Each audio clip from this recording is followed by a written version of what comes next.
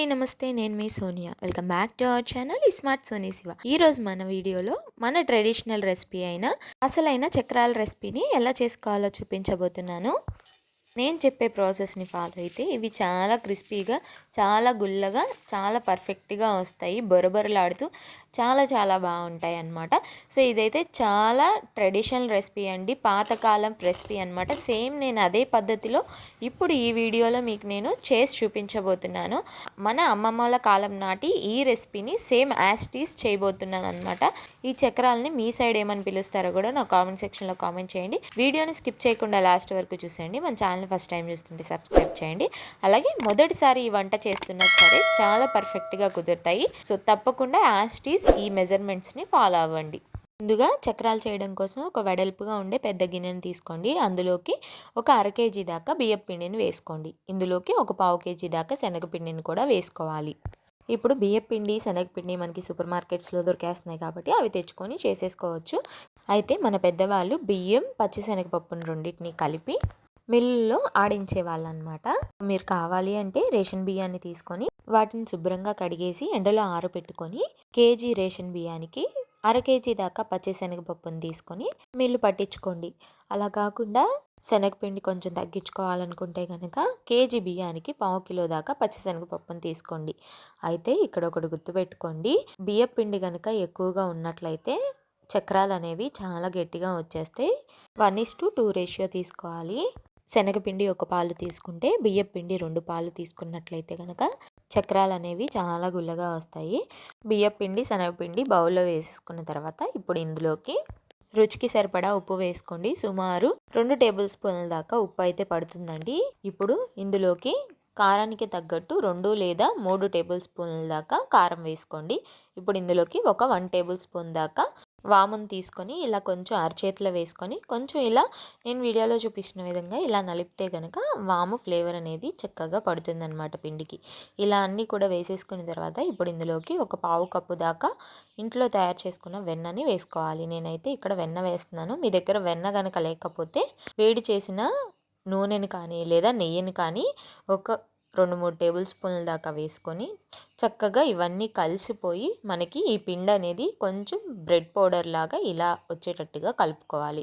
ఇలా పిండి మొత్తం కలిపేసుకున్న తర్వాత కొంచెం పిండి తీసుకొని ఇలాగ ముద్దలాగా చేస్తే కనుక మనకి ముద్దలాగా అవ్వాలి. ముద్దలాగా అవ్వకుండా విడివిడిగా అయిపోతుంటే కనుక మీకు వెన్న అనేది సరిపోనట్లు అనమాట. మళ్ళీ ఇంకొక 2-3 టేబుల్ స్పూన్ల దాకా వెన్న కానీ నూనె కానీ నెయ్యి కానీ వేసుకొని బాగా కలిపేసుకోండి. మనకి ఇలా ముద్దలాగా వస్తేనే చక్రాలు గుల్లగా వస్తాయండి, గుర్తుపెట్టుకోండి.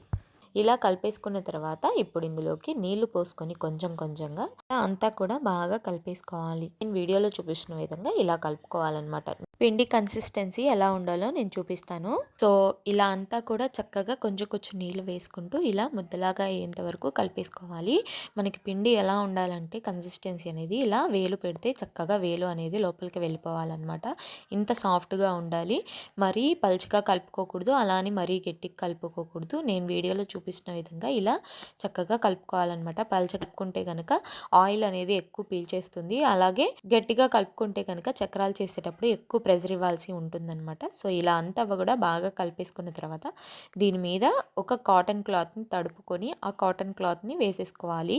ఇలా కాటన్ క్లాత్ వేయడం వల్ల పిండి అనేది పొడిబారకుండా ఉంటుందన్నమాట, ఆరిపోకుండా ఉంటుంది. సో ఇలా వేసేసుకున్న తర్వాత 10-20 నిమిషాల పాటు ఈ పిండిని నానబెట్టుకోవాలి. ఇలా 20 నిమిషాల తర్వాత పిండి అనేది ఇంకొంచెం సాఫ్ట్గా అవుతుంది, చక్కగా నానిపోయి. ఇప్పుడు చక్రాల ప్లేట్ని తీసుకోవాలి. చక్రాల గిద్దలో ఇలా ప్లేట్స్ అనేవి వస్తాయండి. సో ఏ షేప్ కావాలంటే ఆ షేప్ చేసుకోవచ్చు. నేనైతే మన పెద్దవాళ్ళు ఎలా అయితే చేసేవాళ్ళో అలాగే చేస్తున్నాను. ఈ చక్రాల ప్లేట్స్లో కూడా పెద్దవి చిన్నవి అనేవి హోల్స్ ఉంటాయి అన్నమాట. వాటిని బట్టి మీరు చూసుకొని చేసుకోండి. ఇలా చక్రాల గిద్దలో పిండి మొత్తాన్ని చక్కగా పెట్టేసుకున్న తర్వాత డీప్ ఫ్రైకి సరిపడా ఆయిల్ పెట్టేసుకొని ఆయిల్ హీట్ అయిన తర్వాత నేను వీడియోలో చూపిస్తున్న విధంగా ఇలా ఒక చోట చక్రాన్ని స్టార్ట్ చేసి రౌండ్గా తిప్పి మళ్ళీ ఎక్కడైతే స్టార్ట్ చేసామో అక్కడికే తీసుకొచ్చి ఎండ్ చేయాలన్నమాట చక్రాన్ని. సో మనం చేతిని రౌండ్గా తిప్పుతూ చక్రంలా చేయాలన్నమాట. చక్రాన్ని మీడియం ఫ్లేమ్లో పెట్టుకొని ఫ్రై చేసుకోవాలి. ఇక్కడ చక్రం ఫ్రై అయిందా లేదా అని ఎలా తెలుసుకోవాలంటే మనకి ఇలా బబుల్స్ అనేవి వస్తున్నాయి కదా చక్రం వేయంగానే. ఆ బబుల్స్ అనేవి అన్నీ కూడా ఆగిపోతాయి అన్నమాట. మన చక్రం ఫ్రై అయిపోయిన తర్వాత ఇదిగో చూపిస్తున్నాను చూడండి, ఇలా బబుల్స్ అన్నీ పోతాయి అన్నమాట. అప్పుడు చక్రం చక్కగా ఫ్రై అయినట్టు.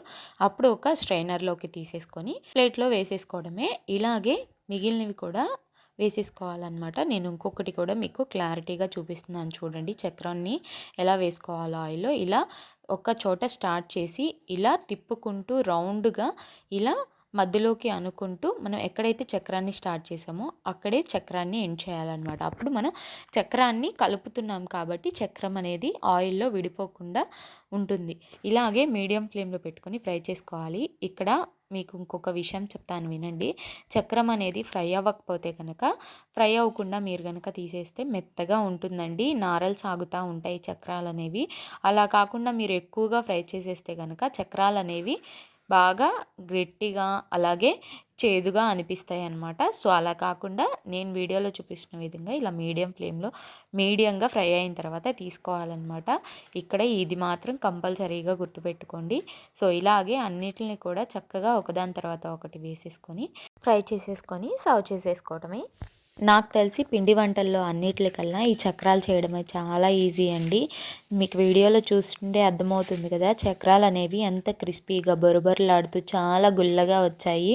మీకు చూస్తుంటే తెలుస్తుంది కదా, చాలా చాలా ఈజీగా చేసుకోవచ్చండి ఈ చక్రాలని. సో నేను చెప్పే క్వాంటిటీస్ అలాగే టిప్స్ని చక్కగా ఫాలో అవ్వండి, మీకు ఎగ్జాక్ట్ చక్రాల రెసిపీ అనేది వచ్చేస్తుంది. తప్పకుండా నచ్చుతాయి మీకు, మీ ఫ్యామిలీస్కి. చాలా చాలా ఈజీగా చేసుకోవచ్చు. ఇలా బొరబొరలాడుతూ చాలా బాగుంటాయి. ఈ పండగలకే కాకుండా పిల్లలకి స్నాక్స్ బాక్స్లోకి చక్కగా ఇలా ఇంట్లోనే చేసి పెట్టచ్చండి. చాలా చాలా ఇష్టంగా తింటారు పిల్లలు కూడా. తప్పకుండా మీరు కూడా ట్రై చేయండి ఈ చక్రాల రెసిపీని. ట్రై చేశాక ఎలా వచ్చిందో మీ ఫీడ్బ్యాక్ని నాతో షేర్ చేసుకోవడం మర్చిపోవద్దు.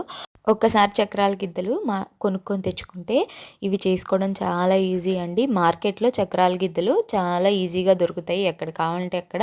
సో తప్పకుండా ట్రై చేయండి.